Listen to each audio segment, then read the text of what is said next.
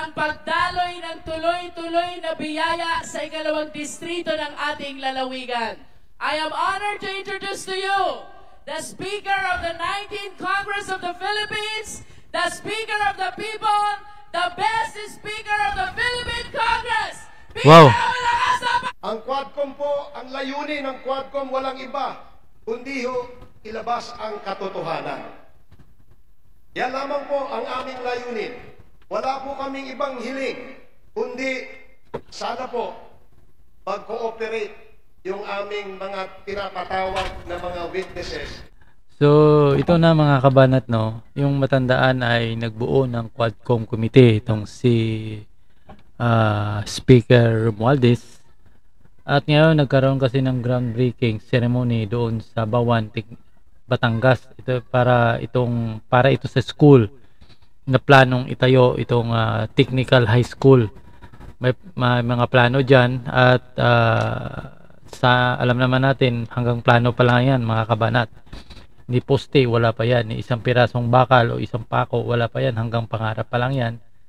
Yung planong nila, technical high school sa Bawan, Batangas.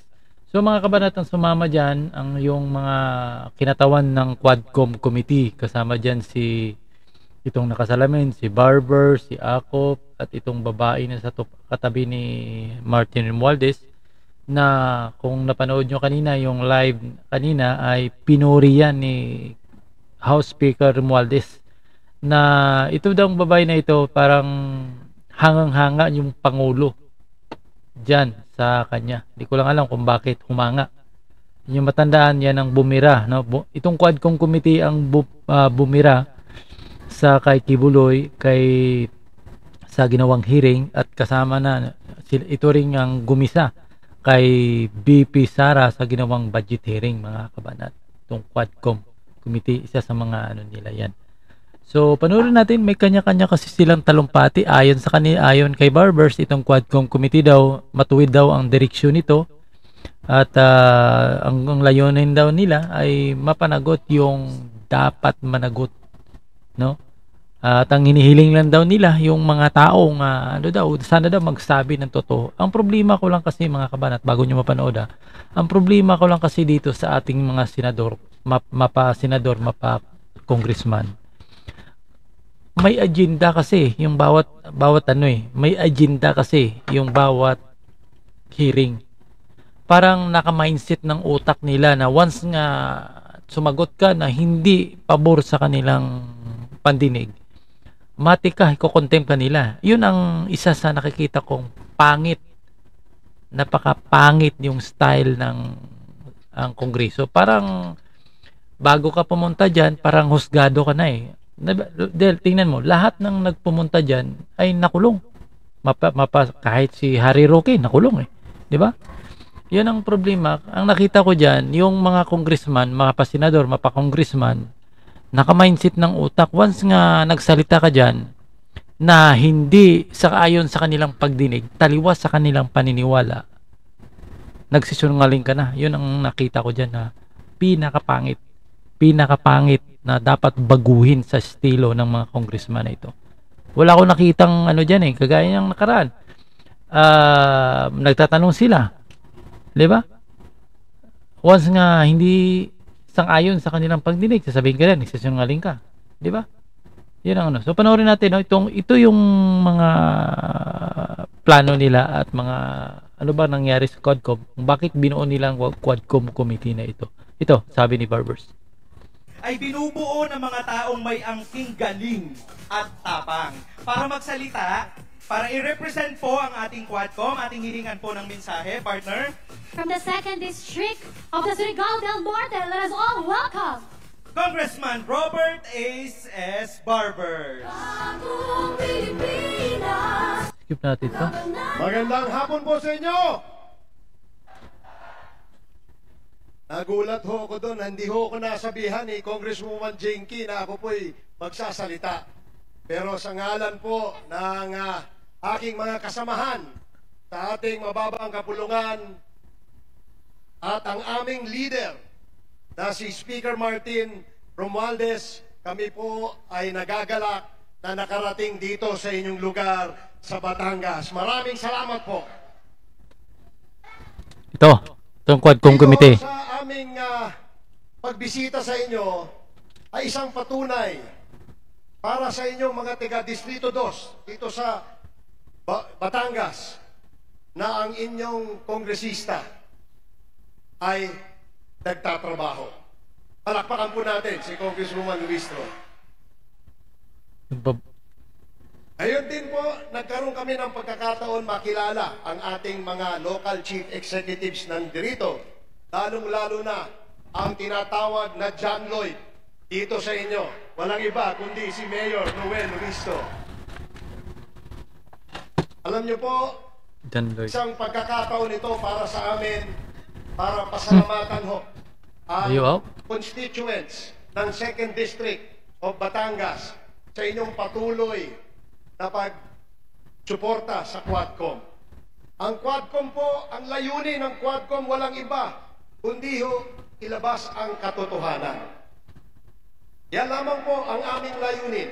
Wala po kaming ibang hiling, kundi sana po mag-cooperate yung aming mga pinapatawag na mga witnesses nang sa ganon, lumabas po ang katotohanan na matagal nang hinihintay ng taong bayan. Di po ba? Makakaasa kayo, mga kababayan, na itong Quadcom ay patuloy na maninindigan, patuloy na poprotektahan ang interes ng ating mga kababayang Pilipino. Yan po ang aming pangako sa inyo. Sa leader ho namin, walang iba na nagsabi ang direksyon sa amin. Quadcom Chairman, 4 po kaming chairman. Ako yata pinakamatanda sa mga kasama kong chairman. Isa lang ho ang direksyon ng aming investigation. Papanagot ang mga dapat managot at higit sa lahat, kami po ay makapagpanukala ng mga batas para ho sa kagandahan ng ating bagong Pilipinas. Yan po ang asahan ninyo sa Quadcom. Maraming salamat, magandang hapon, and thank you, Congresswoman Jinky Luistro. Thank you so much po. Palakpakan naman natin ang Quadcom. Next partner. Once again, i-invite po natin muli ang So, ang susunod na sasalita dito yung babae.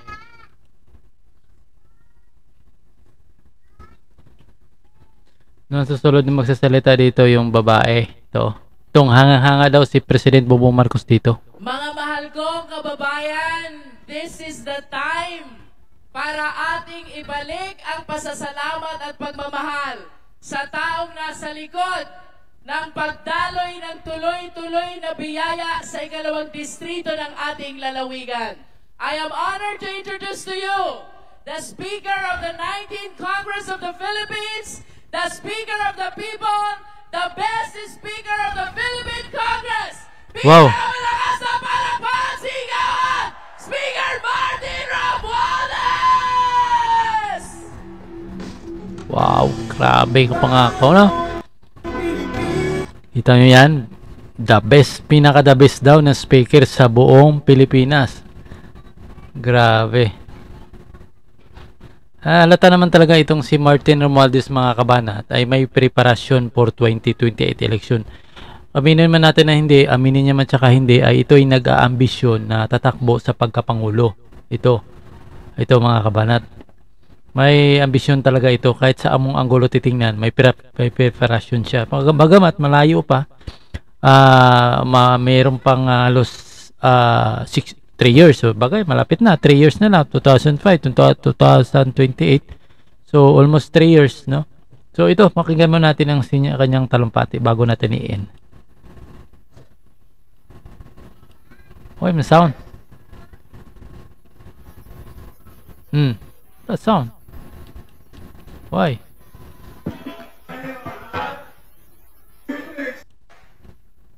Walang sound. Our Abang Lingkod Party List.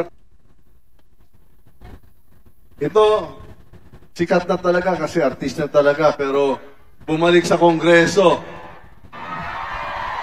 Siguro kailangan na tumayo siya at lumapit dito kasi gagawa siya ng pelikula tungkol sa Quad. The one and only Mangulalon District Representative Dan Fernandez. Tumayo ka naman. Pakilala dito. Halika naman. Sige naman. Ayan o. Tanggalin mo yung salamin mo. Oh, kamusta si Cassie? Sige, sige.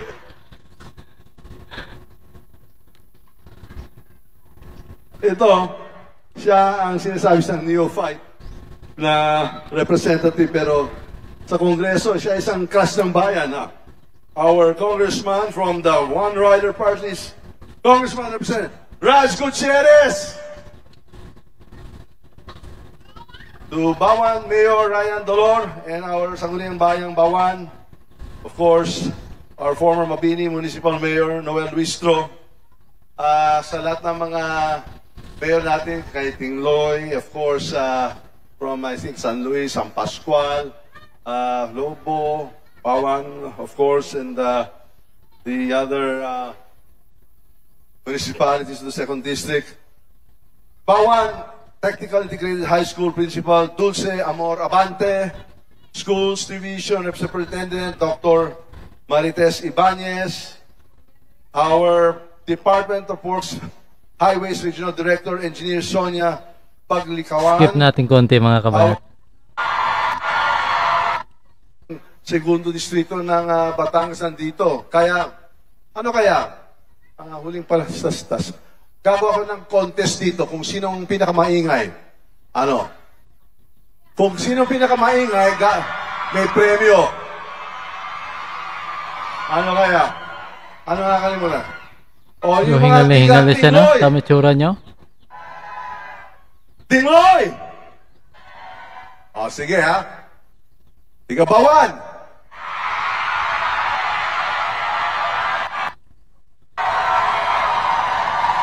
Konti na naman pa.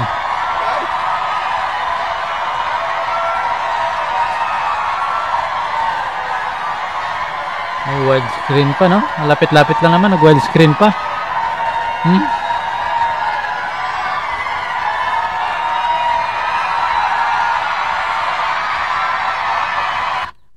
Skip na natin mga kabanat. Mga 2,000 kayo ngayon ng araw na to.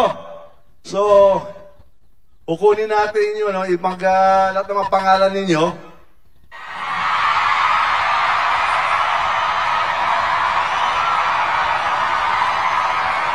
₱3,000 pala kayo! 3,000!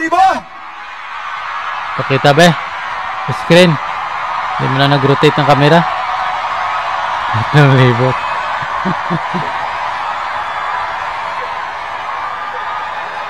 Saan na pinakita, okay, no? Lahat na nandito ngayon makakatanggap ng akap na 5,000. Lahat kayo. Wow.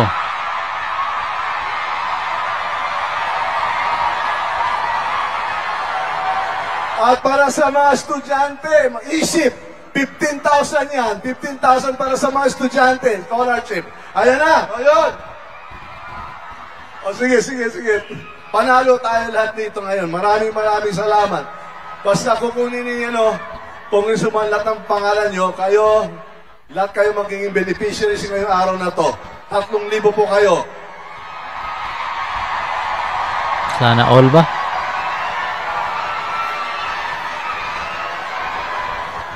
Siguro pwede na ako umuwi. Skip natin. Okay. Gano'n na lang talaga ang maikli na ifensahin natin. Kaya mahal natin yung mga tiga Batangas, lalo ang ating congresswoman. At sa lahat naman ginagawa nyo, sinusuportahan mo ang mga programa natin mahal ng presidente. Ako, si Martin Romualdez, bilang leader ng House of Representatives. Kasama ko dito ang liderato ng House at mga miyembro ng Quad. Handang-handa kami maglingkod, magsilbi, makinig sa mga hinay nyo sa Batangas. Mabuhay ang Bawan! Mabuhay ang Batangas! Mabuhay ang Sabayang Pilipinas! Damo salamat!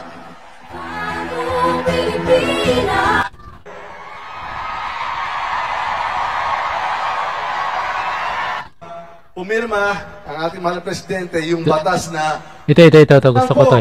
Gusto ko ito pakinggan. Dali lang. Junior, palapakan mo natin siya!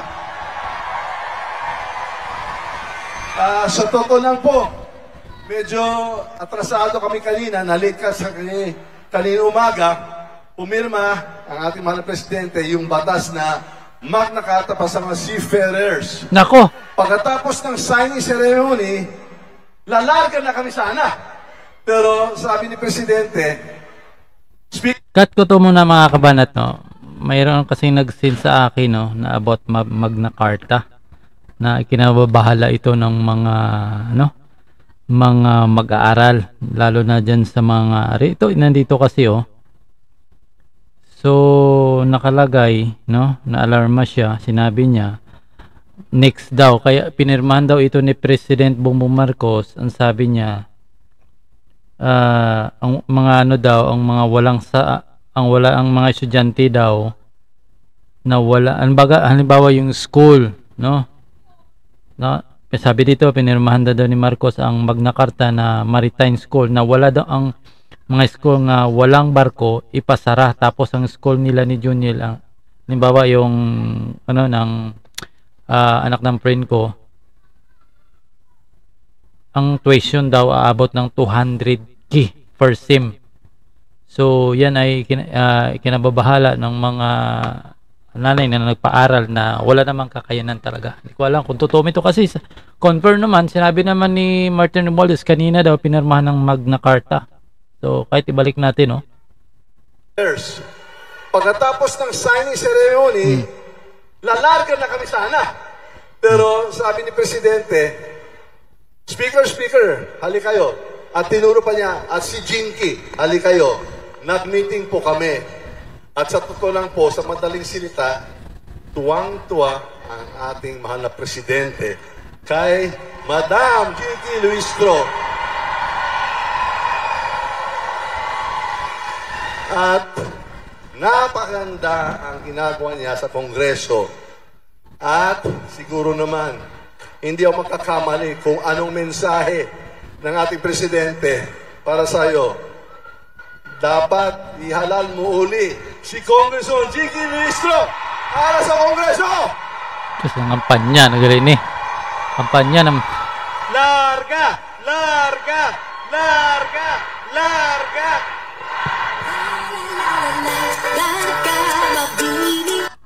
Pero kinahanglan natin na ibalik natin siya sa Kongreso. Ako bilang Speaker, kailangan po natin siya para sa katotohanan, sa katarungan at sa kapayapaan ng hinahanap ng ating Quad. Siya. Kung manalo ka next election, kasi ang speaker, ang pagiging speaker, kailangan kasi magtatakbo kayo ulit. 3 years lang naman yung mga congressman. By October, kailangan nyo tumakbo lahat. Kung sinong papalarin, siyang mananalo. Di ba? Kasi halimbawa, hindi naman siya forever speaker . Baka mamaya next year, na election by May, matalo siya, edi pahinga. Mayroon lang siya halos sa palagay natin 1 taon, 1 taon na nanungkulan itong si Congressman Martin Romualdez pagiging speaker. Kung mamalasin siya by next year, baka matalo, di pahinga sa banga, di ka nga mga kabanat. Si Ma'am Congresswoman Yervil Luistro! Larga! Ngay. Skip natin. Sa 3 school building. So, ayusin mo yung groundbreaking, ha? So, yan lang mga kabanat ng video. End ko na dyan. So, malinaw, May pinahanap kasi akong video, na sinabi ni yun nga, napirmahan ni President Bongbong Marcos yung tinatawag Magna Carta sa mga maritime. Nga lang, yun nga, sabi ko kanina, nababahala yung mga nanay kasi tataas daw yung tuition. Di ko lang alam, paki-confirm dyan mga kabanat kung totoo na tataas yung tuition ng mga mag-aaral. Halimbawa, abot ng 200,000 per sem. So, napakalakihan mga kabanat. Yung mga school na walang barko daw, ipapasara. Di ko lang alam kung gaano katotoo yung balita na yan. Pero, for sure, hindi yan totoo. Kasi kung totoo yan, napakalaking dagok yan. Lalo na sa mga estudyante mga kabanat. So, yan naman. See you next video.